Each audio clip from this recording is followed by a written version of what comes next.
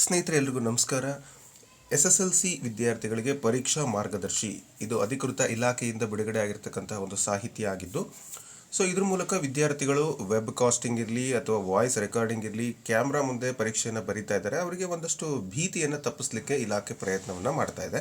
ಹಾಗೆ ರಾಜ್ಯದ ಫಲಿತಾಂಶ ಹೆಚ್ಚಾಗಲಿ ಅಂತಕ್ಕಂಥ ದೃಷ್ಟಿಯಿಂದ ಕೂಡ ಆ ಒಂದು ಕೆಲಸವನ್ನು ಮಾಡ್ತಾ ಇದ್ದಾರೆ.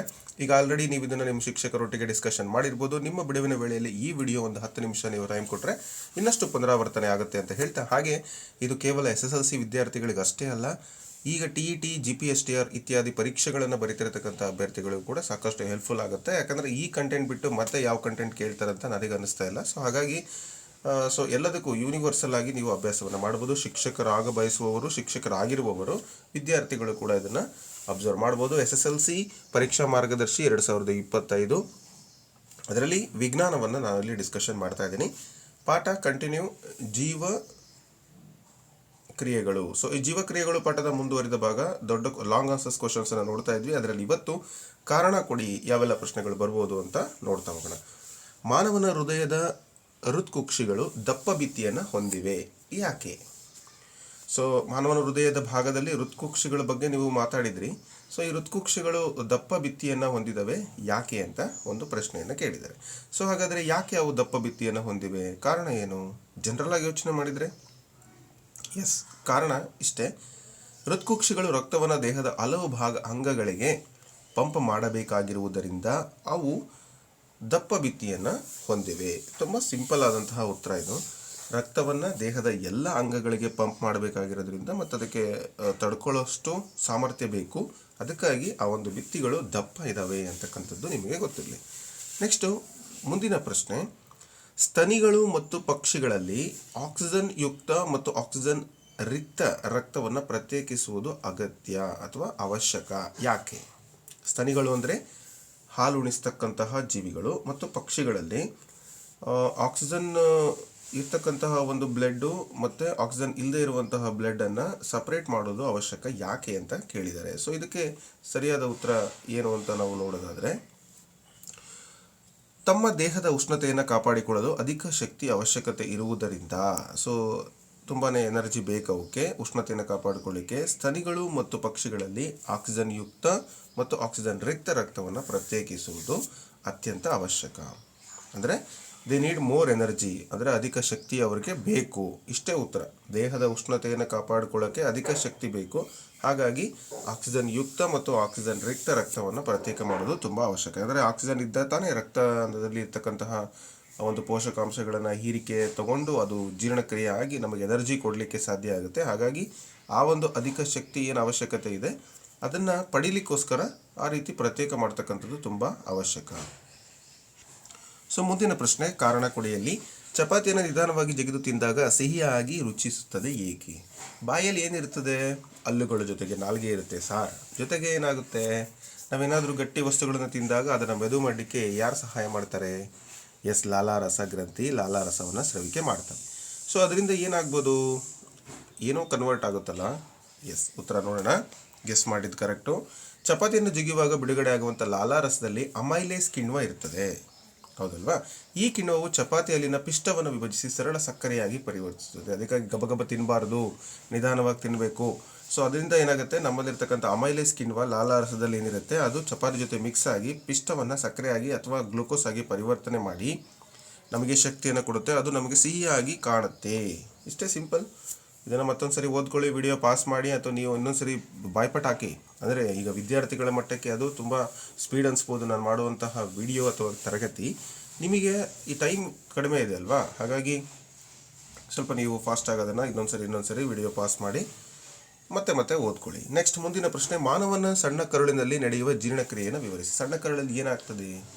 ಸೊ ತಿಂದಿರೋಂಥ ಎಲ್ಲ ಆಹಾರ ಎಲ್ಲ ಭಾಗಗಳನ್ನು ದಾಟಿ ಸಣ್ಣ ಕರುಳಿಗೆ ಹೋಗಿರ್ತದೆ. ಅಲ್ಲಿ ಏನಾಗುತ್ತೆ, ಹೆಂಗೆ ಜೀರ್ಣ ಆಗುತ್ತೆ, ಅಲ್ಲಿ ಏನೇನೆಲ್ಲ ಕ್ರಿಯೆಗಳು ನಡೆಯುತ್ತೆ ಅಂತ ನೋಡೋದಾದರೆ, ಸಣ್ಣ ಕರುಳು ಆಹಾರದಲ್ಲಿನ ಪ್ರೋಟೀನ್, ಕಾರ್ಬೋಹೈಡ್ರೇಟ್ ಹಾಗೂ ಕೊಬ್ಬುಗಳು ಸಂಪೂರ್ಣವಾಗಿ ಪಚನಗೊಳ್ಳುವಂಥ ಸ್ಥಳವಿದೆ.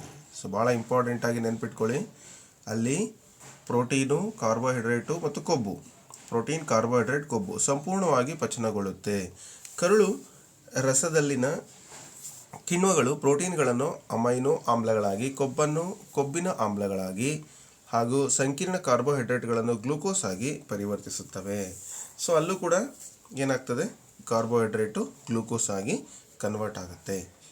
ನೆಕ್ಸ್ಟ್, ಸಣ್ಣ ಕರುಳಿನ ಒಳ ಗೋಡೆಗಳಲ್ಲಿ ವಿಲ್ಲೈಗಳ ಪಚನವಾದ ಅಂತಹ ಆಹಾರವನ್ನು ಹೀರಿಕೊಳ್ತವೆ. ವಿಲ್ಲೈಗಳು ಏನು ಮಾಡ್ತವೆ ಅಂತಂದರೆ ಆಹಾರ ಏನು ಪಚನ ಆಗಿರುತ್ತೆ ಅವುಗಳನ್ನು ಸಂಪೂರ್ಣವಾಗಿ ಹೀರಿಕೊಂಡು ರಕ್ತಕ್ಕೆ ಕೊಡ್ತವೆ. ಅಲ್ಲಿಂದ ರಕ್ತ ಎಲ್ಲ ಕಡೆ ಓಡಾಡ್ತಾ ಇರುತ್ತೆ, ಎನರ್ಜಿ ಡಿಸ್ಟ್ರಿಬ್ಯೂಷನ್ ಆಗುತ್ತೆ. ಇದು ನಿಮಗೆ ಗೊತ್ತಿದೆ. ಉಳಿದಿರುವಂತಹ ಒಂದು ಆಹಾರ ಏನಾಗುತ್ತೆ, ದೊಡ್ಡ ಕರುಳಿಗೆ ಹೋಗುತ್ತೆ. ಅಲ್ಲಿ ಸರ್ಟೈನ್ ಟೈಮ್ನಲ್ಲಿ ನೀವು ಅದನ್ನು ಅಂದರೆ ಆಹಾರ ತ್ಯಾಜ್ಯ ಪದಾರ್ಥವಾಗಿ ಬರುತ್ತೆ, ಅದನ್ನು ನಾವು ದೇಹದಿಂದ ಹೊರಗೆ ವಿಸರ್ಜನೆ ಮೂಲಕ ಹಾಕ್ತೀವಿ. ಇದು ನಿಮಗೆ ಗೊತ್ತಿರಲಿ. ಸೊ ಮಾನವನ ಸಣ್ಣ ಕರುಳಿನಲ್ಲಿ ಏನೇನೆಲ್ಲ ಆಗುತ್ತೆ, ಸಣ್ಣ ಕರುಳಿನಲ್ಲಿ ಪ್ರೋಟೀನ್, ಕಾರ್ಬೋಹೈಡ್ರೇಟ್, ಕೊಬ್ಬು ಸಂಪೂರ್ಣವಾಗಿ ಪಚನ ಆಗುತ್ತೆ. ಅಲ್ಲಿರ್ತಕ್ಕಂತಹ ಕಿಣ್ವಗಳು ಪ್ರೋಟೀನನ್ನು ಅಮೈನೋ ಆಮ್ಲಗಳಾಗಿ, ಕೊಬ್ಬಿನ ಆಮ್ಲಗಳಾಗಿ, ಸಂಕೀರ್ಣ ಕಾರ್ಬೋಹೈಡ್ರೇಟನ್ನು ಗ್ಲೂಕೋಸ್ ಆಗಿ ಪರಿವರ್ತನೆ ಮಾಡುತ್ತೆ. ಜೊತೆಗೆ ವಿಲ್ಲೈಗಳು ಪಚನವಾದ ಆಹಾರವನ್ನು ಹೀರ್ಕೊಳ್ತವೆ.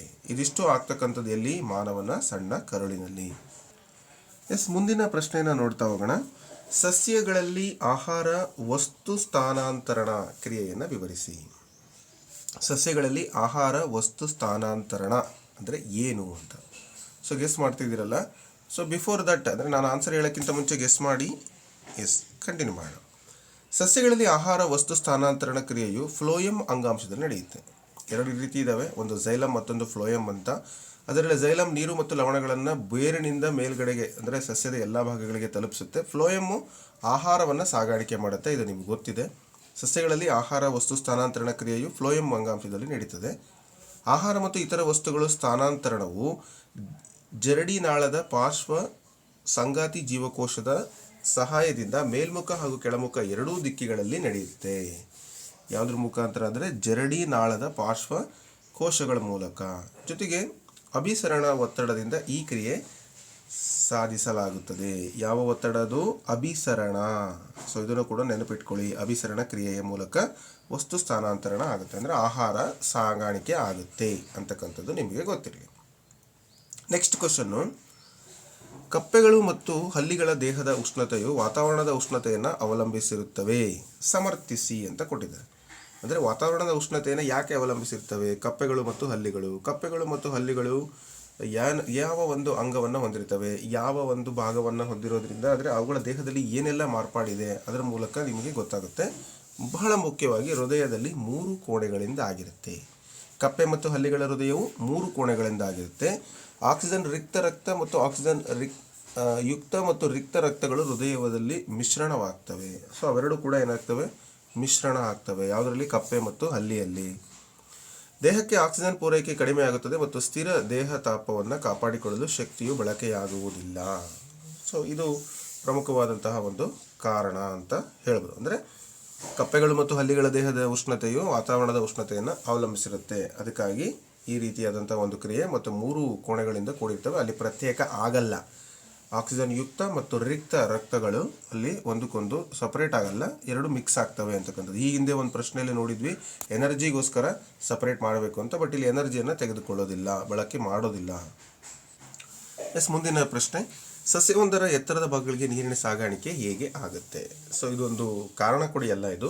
So long answer question. ಹೇಗೆ ಸಾಗಾಣಿಕೆ ಆಗುತ್ತೆ ಸಸ್ಯವೊಂದರ ಎತ್ತರದ ಭಾಗಗಳಿಗೆ ನೀರಿನ ಸಾಗಾಣಿಕೆ? ನಿಮಗೆಲ್ಲ ಗೊತ್ತಿದೆ ಸಸ್ಯದಲ್ಲಿ ಏನೆಲ್ಲ ನೀರಿನ ಸಾಗಾಣಿಕೆ ಮಾಡೋಕ್ಕೆ ಸಹಾಯವನ್ನು ಮಾಡ್ತವೆ ಅಂಗಗಳು ಅಂತ. ಮಣ್ಣಿನಲ್ಲಿನ ಸಂಪರ್ಕದಲ್ಲಿರ್ತಕ್ಕಂತಹ ಬೇರುಗಳು ನೀರು ಮತ್ತು ಅಯಾನುಗಳನ್ನು ಹೀರಿಕೊಳ್ತವೆ. ಬಾಷ್ಪ ವಿಸರ್ಜನೆಯಿಂದ ರಕ್ತ ಪತ್ರನಾಳಗಳ ಮೂಲಕ ಅಂದರೆ ಪತ್ರರಂಧ್ರದ ಮೂಲಕ ನಷ್ಟವಾದ ನೀರು ಎಲೆಗಳಲ್ಲಿ ಶೋಷಣವನ್ನು ಏನು ಮಾಡುತ್ತೆ? ಉಂಟು ಮಾಡುತ್ತೆ. ಸೊ ಇದು ನೀರು ಮತ್ತು ಕರಗಿದ ಲವಣಗಳ ಹೀರುವಿಕೆಗೆ ಮತ್ತು ಅವುಗಳ ಮೇಲ್ಮುಖ ಚಲನೆಗೆ ಬಲವನ್ನು ಒದಗಿಸುತ್ತದೆ. ಭಾಳ ಇಂಪಾರ್ಟೆಂಟ್ ಆಗಿ ನೀವು ನೆನಪಿಟ್ಕೋಬೇಕಾಗಿರೋದಿಲ್ಲಿ ಒಂದು ಬಾಷ್ಪ ವಿಸರ್ಜನೆಯ ಮೂಲಕ. ಸೊ ಅದು ಏನಾಗ್ತದೆ ಅಂತಂದರೆ ನಷ್ಟವಾದ ನೀರನ್ನು ಮತ್ತೆ ತುಂಬಿಸ್ಲಿಕ್ಕೋಸ್ಕರ ಮೇಲ್ಮುಖ ಚಲನೆಗಳು ಆಗ್ತವೆ. ಸೊ ಇದು ನೀರಿನ ಸಾಗಾಣಿಕೆ ಆಗ್ತಕ್ಕಂತಹ ಪ್ರಮುಖವಾದ ವಿಧ ಅಂತ ಹೇಳ್ತಾ, ಸೊ ಇದಿಷ್ಟು ಲಾಂಗ್ ಆನ್ಸರಲ್ಲಿ ಬರುವಂಥ ಇನ್ನಷ್ಟು ಪ್ರಮುಖ ಪ್ರಶ್ನೆಗಳು. ಅಂದರೆ ಕಾರಣ ಕೊಡಿ, ಇದೆಲ್ಲ ಪ್ರಶ್ನೆಗಳನ್ನು ನಿಮಗೆ ಕೇಳ್ಬೋದು ಪರೀಕ್ಷೆಯಲ್ಲಿ. ಇವುಗಳನ್ನೆಲ್ಲ ಸರಿಯಾಗಿ ಸಿದ್ಧತೆಯನ್ನು ಮಾಡ್ಕೊಳ್ಳಿ. ಮುಂದಿನ ವಿಡಿಯೋದಲ್ಲಿ ಇದರಲ್ಲಿ 1-2 ಮಾರ್ಕ್ಸಿಗೆ ಯಾವ ರೀತಿಯಾದ ಪ್ರಶ್ನೆಗಳು ಬರ್ಬೋದು ಅಂತ ಹೇಳಿ ವಿಡಿಯೋವನ್ನು ಮಾಡ್ತೀನಿ.